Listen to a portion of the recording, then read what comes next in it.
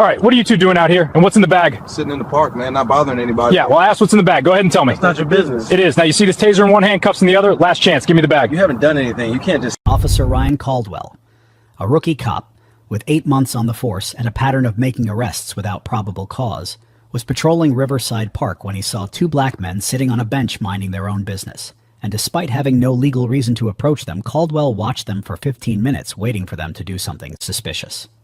Then, when a third black man walked up, handed one of them a bag without speaking and walked away, Caldwell decided that was all the evidence he needed and stomped over to the bench, accused them of being up to no good, and demanded they hand over the bag immediately because he was certain they were dealing drugs or committing a crime in public. When the two men, FBI Special Agents Damon Wright and Kelvin Miles, told them they had committed no crime and refused to consent to a search without a warrant, Caldwell raised his voice, threatened to use force, pulled out his taser, and told them they were under arrest for resisting an officer. What Caldwell didn't know was that the two men he was threatening were undercover FBI agents on an active operation, that he had just threatened to taser two undercover federal agents, that his entire racist tirade had been recorded, and that his decision to profile and threaten federal agents would cost him his badge, trigger a department-wide investigation, and result in a lawsuit that would cost the city nearly $1 million. Before we go further, what city or country are you watching from? Drop it in the comments. We love seeing where you're tuning in from. And if you believe two black men should be able to sit on a park bench without being profiled by a cop, like this video and subscribe. Riverside Park on a Thursday afternoon in late April was exactly what a public park was supposed to be. Families with kids on the playground, joggers on the paths, people sitting on benches reading or talking on their phones, dogs running off leash in the designated area. The kind of place where people came to relax, to take a break from the noise of the city, to sit in the sun for a while and do absolutely nothing. Damon Wright and Kelvin Miles sat on a bench near the east entrance of the park, talking quietly and watching the afternoon unfold around them. Damon was 34 years old, 9 years with the FB1, currently assigned to the Organized Crime Division, working undercover operations that required him to blend into environments where looking like a federal agent would get him killed. Kelvin was 32, 7 years with the Bureau, same division, same type of work. They were both dressed in casual clothes. Jeans, hoodies, sneakers. Nothing that would make anyone look twice. They weren't just two friends catching up on a park bench. They were working. They had been running an undercover operation for the past 6 months, targeting a drug trafficking organization with ties to 3 states. And today they were waiting for a contact to deliver intelligence that would help them make arrests within the next 2 weeks. The handoff was supposed to be quick, discreet, and unremarkable. A man would walk up, hand them a bag containing documents and a burner phone, and walk away. No conversation. No attention drawn. Just two people meeting in a public park like it happened 1,000 times a day. Damon checked his watch. The contact was running 5 minutes late, but that wasn't unusual. He looked over at Kelvin, who was scrolling through his phone with the kind of relaxed posture that came from years of doing this kind of work. They had done dozens of handoffs like this before. It was routine, boring even. What they didn't notice immediately was the patrol car that had pulled into the parking lot 12 minutes earlier and hadn't moved since. Officer Ryan Caldwell sat in his cruiser with the engine off, his eyes locked on the bench where Damon and Kelvin were sitting. Caldwell was 26 years old with 8 months on the police force, and in those 8 months he had already built a reputation that his training officers had started to notice, but hadn't formally addressed. He was eager, too eager. He made stops that didn't have clear justification. He arrested people on charges that didn't always hold up in court. And over those 8 months, 3 formal complaints had been filed against him by Black and Latino residents, all of them claiming he had stopped them without probable cause, questioned them aggressively, and treated them like criminals for doing nothing more than existing in public spaces. All 3 complaints had been documented. All 3 had been noted by his supervisors. And all 3 had been dismissed as the kind of thing that happens when a rookie is still learning the job. Caldwell saw Damon and Kelvin sitting on the bench, and something in his brain flagged it immediately. 2 black men, sitting alone, not doing anything obvious, but in Caldwell's mind that didn't matter. They looked like they were waiting for something. And people who sat on park benches waiting for something were usually waiting for something illegal. He watched them for 15 minutes. He watched them talk. He watched them check their phones. He watched them do absolutely nothing that would justify a stop under any legal standard. But Caldwell kept watching anyway, because in his mind it was only a matter of time before they did something that would give him the probable cause he needed. And then it happened. A third man walked into the park from the west entrance. He was also black, also dressed casually, and he walked with the kind of purposeful stride that said he was heading somewhere specific. He reached the bench where Damon and Kelvin were sitting, stopped directly in front of them, and without saying a single word, handed Damon a small black duffel bag. Damon took the bag, nodded once, and the man turned and walked away. No handshake, no conversation, no exchange of money. Just a silent handoff that lasted less than 10 seconds. To anyone watching without bias, it looked like exactly what it was. One person handing something to another person in a public park. It could have been borrowed tools. It could have been gym clothes. It could have been anything. There was no context that suggested a crime. No behavior that indicated drug activity. Nothing that would give a reasonable officer probable cause to investigate further. But Ryan Caldwell didn't see it that way. He saw two black men receiving a bag from a third black man in a park, and his brain filled in the rest. Drugs, a deal, criminal activity happening right in front of him. He had been watching them, waiting for them to slip up, and now they had given him exactly what he needed. Caldwell got out of his cruiser and started walking toward the bench. His stride was fast, purposeful, and aggressive. His hand was already resting on his belt near his equipment, and by the time he was halfway across the grass, he had already decided how this was going to go. Damon saw him coming first. He didn't say anything out loud, but his posture shifted slightly, and Kelvin picked up on it immediately. They both looked up and saw the uniformed officer walking straight toward them with an expression that said he wasn't coming over to ask for directions. Caldwell reached the bench and stopped directly in front of them, standing over them, in a way that was clearly meant to be intimidating. He didn't introduce himself. He didn't ask if they needed help. He just looked at both of them and said the first thing that came to his mind. "I knew your kind is always up to no good." Damon and Kelvin both looked at him, confusion and caution mixing on their faces. Damon spoke first, his voice calm and even. "Excuse me?" Caldwell's tone was sharp and accusatory. "Don't play dumb with me. I've been watching you two. I'm happy I was, because I just caught you red-handed. You had the guts to be dealing drugs or committing crimes right here in public." He pointed at the bag sitting on the bench beside Damon. "Hand over that bag right now." Damon's expression didn't change, but his voice carried a weight now that hadn't been there a moment ago. "Officer, what's the problem? We're just sitting here." Caldwell stepped closer, his voice getting louder. "Cut the act. I saw what just happened. Some guy walks up, hands you a bag, and walks away without saying a word. That's not normal. That's a drug deal. So hand over the bag, or I'm arresting both of you right now."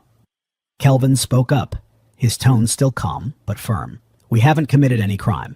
You can't just walk up to us and start demanding things. We're sitting on a public bench. We're not bothering anyone, and you don't have probable cause." Caldwell's face hardened. "I don't need probable cause. I saw what I saw. I know what you two are up to. You think I'm stupid? Hand over the bag, or I'm taking it by force." Damon looked directly at Caldwell, and his voice stayed level. "We know our rights. What's in this bag is none of your business. We haven't committed a crime. We do not consent to a search. If you want to search us, you'll need a warrant." Caldwell's patience, which had been thin to begin with, snapped completely. He stepped even closer, looming over both of them now, his voice loud enough that people nearby were starting to turn and look. "This isn't a request. This is a command. I'm an officer of the law, and I suspect you two are committing a crime. It's my job to find out what's in that bag, so unless you want me to use force, I will see what's inside whether you like it or not. And I'm arresting you anyway. So unless you want me to add resisting to my report, you better hand over that bag right now." Damon's voice was still calm, but there was steel underneath it now. "We know our rights. You're abusing them. Even as a cop, you're not above the law." He paused, then asked the question that needed to be asked. "Is this because we're black? If we were white, would you have been watching us for 15 minutes? Would you be standing here right now demanding to search us without cause?" Caldwell let out a short, bitter laugh, and whatever professionalism he might have been pretending to have disappeared completely.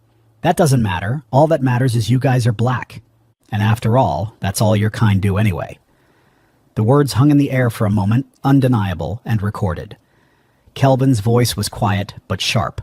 "You need to walk away. Right now, before you ruin your own career. Call your supervisor." Caldwell's hand moved to his belt and he pulled out his handcuffs with one hand and his taser with the other. He held the taser up so both men could see it clearly. "Threatening a police officer is a crime. You're both under arrest, and if you resist, I will taser you, both of you." He pointed the taser directly at them. Damon and Kelvin looked at each other. They both knew this had gone too far. There was no talking their way out of this. Caldwell had already made up his mind, and he wasn't going to listen to reason. Damon spoke calmly, his hands still visible. "No need for that, officer." Both men reached inside their shirts and pulled out badges hanging on chains around their necks. They held them up, so Caldwell could see them clearly. Damon, Special Agent Damon Wright, FBI. Kelvin, Special Agent Kelvin Miles, FBI. They let the badges hang in the air between them and Caldwell, and they watched his face go from confident to confused to pale in the span of about 3 seconds. Officer Ryan Caldwell stood frozen in front of the bench, with his taser still pointed at 2 federal agents, and the reality of what he had just done was starting to sink in. His face had gone pale, and sweat was forming on his forehead despite the cool afternoon air. He stared at the badges hanging around Damon Wright and Kelvin Miles's necks, and his mouth opened and closed twice before any words came out. You should have said that from the beginning," Caldwell stammered, his voice losing all the confidence it had carried just seconds earlier. "How was I supposed to know? You were acting suspicious. I was just doing my job." Damon's expression didn't change. His voice stayed calm, but there was an edge to it now that made it clear he was done being patient. "Acting suspicious? We were sitting on a bench. That's not suspicious. That's existing while black, and your job isn't to watch 2 people doing nothing wrong for 15 minutes hoping they'll give you an excuse to harass them." Kelvin added, his tone just as controlled but carrying the same weight. "Your job is to follow the law, not to profile people, not to threaten them, not to demand searches without probable cause, and definitely not to pull a taser on federal agents conducting an operation." Caldwell lowered the taser slightly, but he was still holding it, still trying to find some way to make this situation make sense in a way that didn't end with his career in ruins. "I didn't know you were FBI. If you had just identified yourselves from the start, none of this would have happened." Damon leaned forward slightly, and his voice got quieter but somehow more forceful. "We didn't have to identify ourselves. We weren't committing a crime. We were sitting on a public bench. You're the one who approached us. You're the one who made assumptions. You're the one who escalated." Kelvin reached inside his jacket and pulled out a small recording device that had been clipped to the inside of his shirt. He held it up so Caldwell could see it clearly. "And just so you know, everything you said was recorded. Every word, every threat, every racist comment." Caldwell's eyes went wide. "What?" Damon nodded toward the device in Kelvin's hand.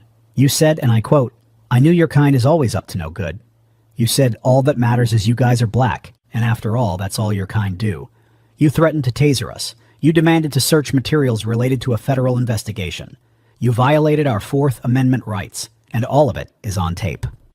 Caldwell's hands started shaking. He finally lowered the taser completely and clipped it back onto his belt, but his fingers fumbled with the clasp. I didn't mean it like that. I was just trying to—" "You meant exactly what you said," Kelvin interrupted, his voice firm. "You saw 2 black men sitting on a bench, and you decided we were criminals. You watched us for 15 minutes waiting for us to do something that would justify your bias. And when you saw a simple handoff, you filled in the rest with your assumptions." Damon stood up from the bench, and Caldwell instinctively took a step back. Damon wasn't threatening him. He wasn't raising his voice, but the authority in his posture and his tone made it very clear who was in control of this situation now. "Let me explain something to you, Officer Caldwell," Damon said, looking directly at him. "You just threatened to taser 2 federal agents who are in the middle of an active undercover operation. That bag you demanded to see, it contains classified intelligence related to a 6-month investigation into organized crime. If you had confiscated it, if you had arrested us, if you had compromised this operation, you wouldn't just be losing your job. You'd be facing federal charges." Caldwell's voice came out weak and defensive.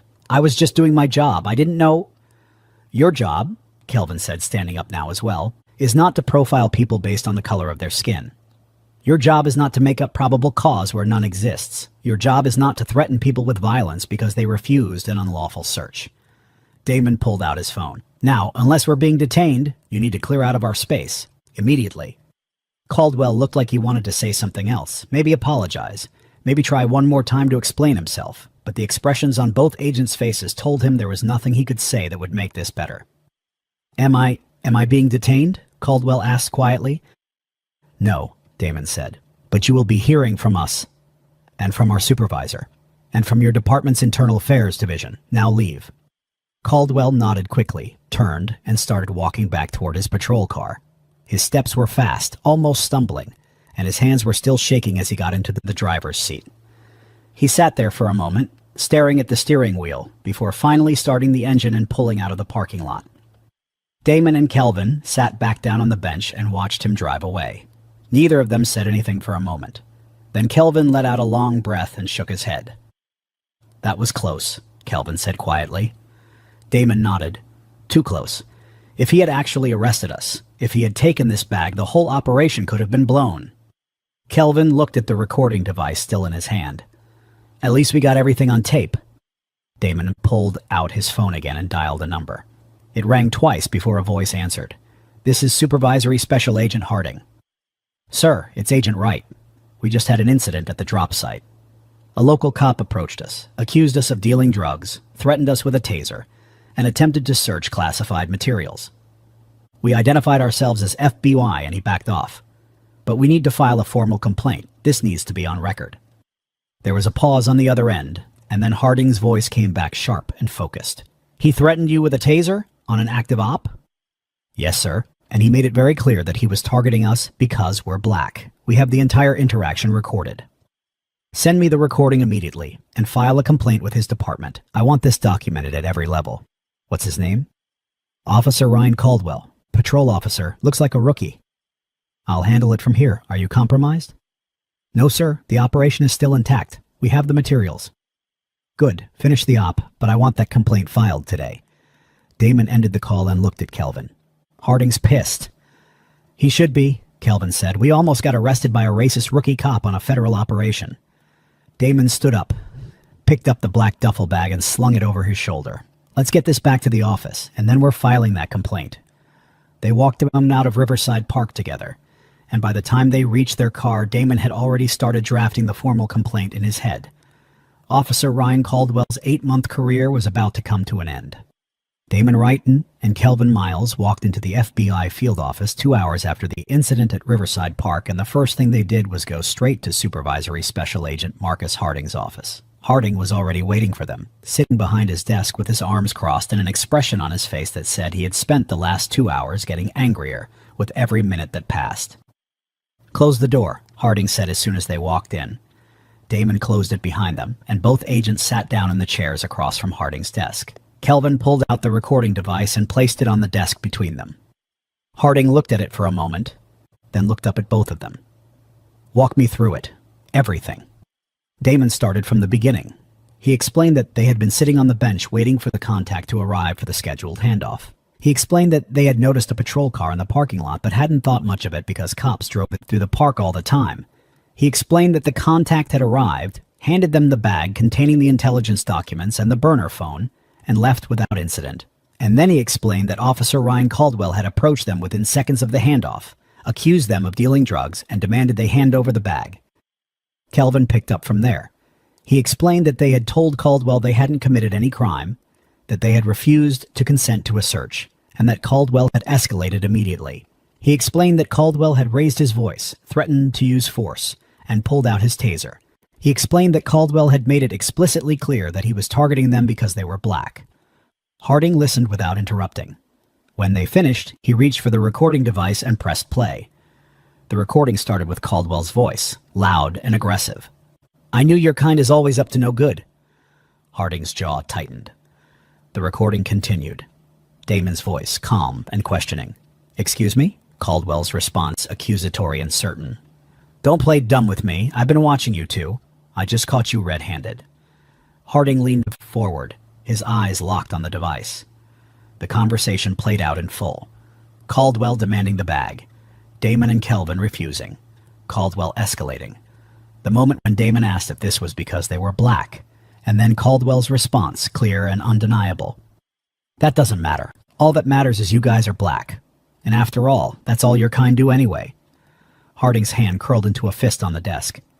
The recording continued to the moment when Caldwell pulled out his taser and threatened to use it. The moment when Damon and Kelvin identified themselves as FBI agents. The stammering, defensive backtracking from Caldwell after he realized what he had done.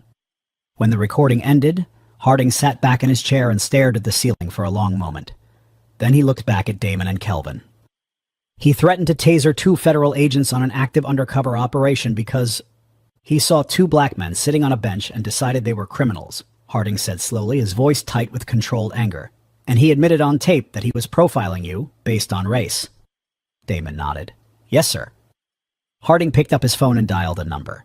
It rang once before someone picked up. This is Supervisory Special Agent Marcus Harding, FBI. I need to speak with Chief Howard. It's urgent. There was a pause, and then Harding was transferred. A moment later, a voice came through the speaker. This is Chief Howard. Chief, this is SSA Harding with the FBI. 2 of my agents were conducting an undercover operation in Riverside Park this afternoon when one of your officers approached them, racially profiled them, threatened them with a taser, and attempted to search classified federal materials. I'm filing a formal complaint and I'm requesting an immediate internal affairs investigation. There was a long silence on the other end. Then Chief Howard's voice came back, carefully controlled. Can you give me the officer's name? Ryan Caldwell. Another pause. I'll open the investigation immediately. Can you send me documentation? I'm sending you a recording of the entire interaction. It's all on tape, every word. Harding ended the call and looked back at Damon and Kelvin. You 2 need to file formal written statements, include every detail, timeline, exact quotes, everything. They both nodded. Harding leaned forward, his voice dropping to something quieter, but harder. This isn't just about what happened to you 2 today. This is about what this officer has been doing to people who don't have FBI badges to pull out. If he's comfortable profiling and threatening federal agents, imagine what he's been doing to civilians who can't fight back. Kelvin spoke up. We already know he has complaints on his record. 3 of them, all involving people of color. Harding's expression darkened. Then this is a pattern, and the department knew about it and did nothing. He picked up his phone again. I'm escalating this. This goes to the U.S. Attorney's Office. If Caldwell has been violating civil rights, he needs to face federal charges, not just departmental discipline. By the time Damon and Kelvin left Harding's office an hour later, the wheels were already in motion. The recording had been sent to the police department's Internal Affairs Division, to the city's legal department, and to the U.S. Attorney's Office. Formal complaints had been filed at every level, and the story was already starting to leak. By that evening, the local news had picked up the story. The headlines were blunt and damning. Rookie cop threatens FBI agents with taser after racially profiling them in park. Federal agents filed complaint after being accused of drug dealing while conducting operation. Recording captures officers saying, all that matters is you guys are black. The police department released a statement within hours calling the incident deeply concerning and promising a full investigation. But the statement didn't slow anything down. The public wanted answers, and they wanted them immediately. Officer Ryan Caldwell was placed on administrative leave the next morning. Internal Affairs opened a formal investigation that same day, and what they found made the situation even worse. Caldwell's personnel file showed 3 prior complaints over 8 months, all from Black and Latino residents, all claiming he had stopped them without cause, questioned them aggressively, and treated them like criminals. All 3 complaints had been noted by his training officers. All 3 had been documented, and all 3 had been dismissed without serious consequences. The pattern was undeniable, and the department had ignored it. Within a week, Caldwell was terminated. The official findings stated that he had engaged in racial profiling, made stops without probable cause, threatened federal agents, attempted to interfere with a federal investigation, and demonstrated a clear pattern of biased policing. He was 26 years old with 8 months of experience, and his law enforcement career was over. But the firing was just the beginning. The FBI didn't just file a complaint, they filed a federal lawsuit. Damon Wright and Kelvin Miles, represented by the FBI's legal team and a private civil rights attorney, sued Officer Ryan Caldwell and the city for violation of their civil rights, racial discrimination, unlawful detention, and attempted interference with a federal investigation. The lawsuit sought nearly $1 million in damages and demanded systemic reforms to prevent this from happening again. And because the case involved federal agents and a recorded admission of racial profiling, it became national news within days. Officer Ryan Caldwell's name was everywhere. His face was on every news site. And the recording of him saying, all that matters is you guys are black, was played on every broadcast. His career wasn't just over.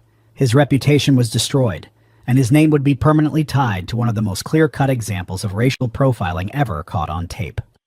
The lawsuit filed by FBI Special Agents Damon Wright and Kelvin Miles moved through the legal system faster than most civil rights cases ever do. Primarily because the evidence was so overwhelming that the city's attorneys knew they had no chance of winning in court. The recording was clear, undeniable, and damning. Officer Ryan Caldwell's voice saying all that matters is you guys are black played on news stations across the country for weeks, and no amount of legal maneuvering could make those words disappear. The city settled the lawsuit for $950,000 within 4 months. The settlement included not just monetary compensation, but a list of mandatory reforms that the FBI and the agent's legal team had demanded. The police department was required to implement comprehensive bias training for all officers, establish an independent civilian oversight board to review complaints of racial profiling, create new protocols requiring officers to document the specific probable cause for any stop or search, and conduct quarterly audits of Bodycam footage to identify patterns of discriminatory behavior before they escalated into federal incidents. Officer Ryan Caldwell's termination was swift and permanent.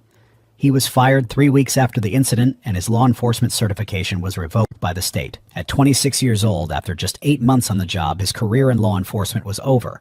He tried to appeal the termination twice, and both appeals were denied. The evidence against him was too strong, the pattern too clear, and the public outrage too loud for any review board to justify giving him another chance. But Caldwell's firing wasn't the end of the story.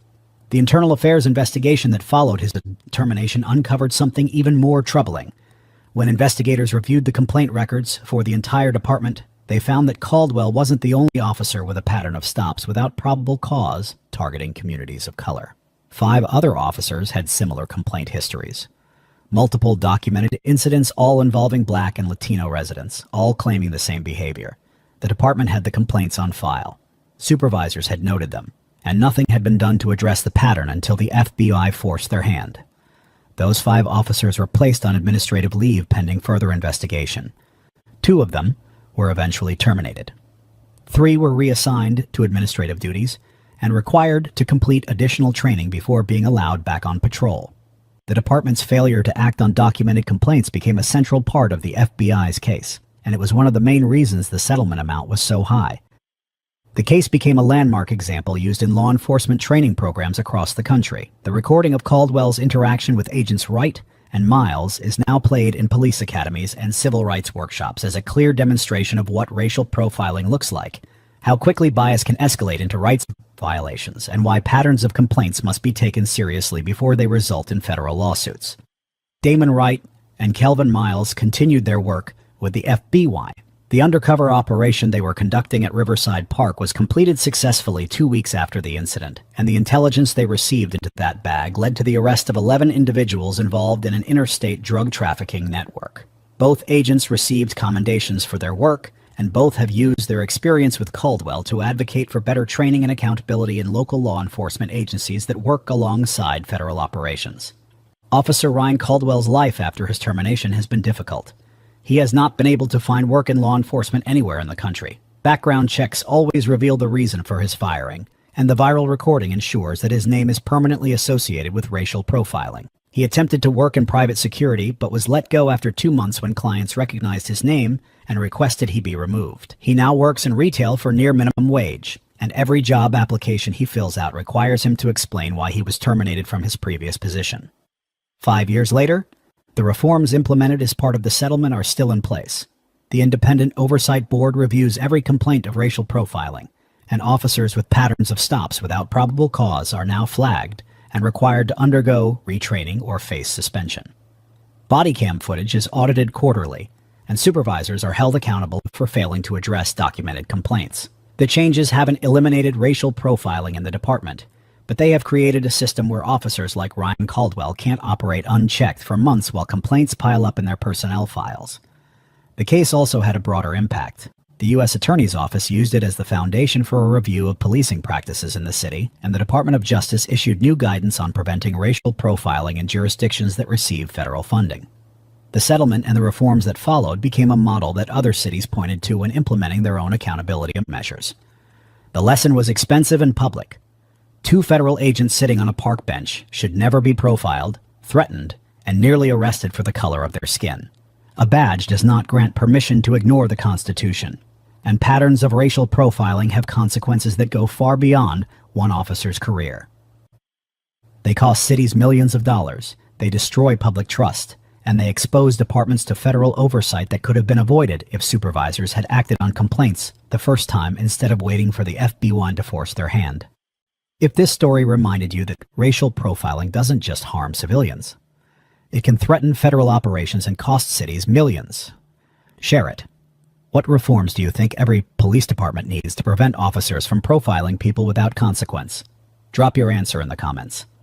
And if you believe two men should be able to sit on a bench without being treated like criminals, subscribe. We're not stopping these stories until accountability becomes the standard, not the exception. Asterisk.